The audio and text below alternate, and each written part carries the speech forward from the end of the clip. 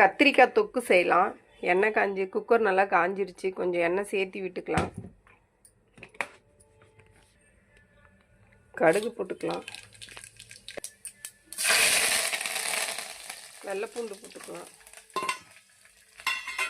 சின்ன வெங்காயம் நல்லா ஒரு 100 கிராம் சின்ன வெங்காயம் அரைச்சி போட்டுக்கலாம். போட்டு நல்லா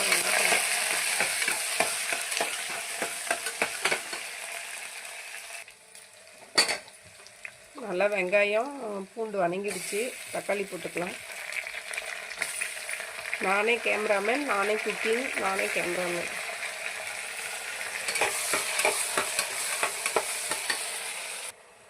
கத்திரிக்காய் போட்டாச்சு. கத்திரிக்காய் போட்டு நல்லா கிண்டி விட்டு கத்திரிக்காய், குடமிளகா, கொஞ்சம் காலிஃப்ளவர் 2-3 காலிஃப்ளவர் இருந்துச்சு. எல்லாம் போட்டு நல்லா அப்படி கலர்ஃபுல்லாக ஒரு கிண்டி வச்சு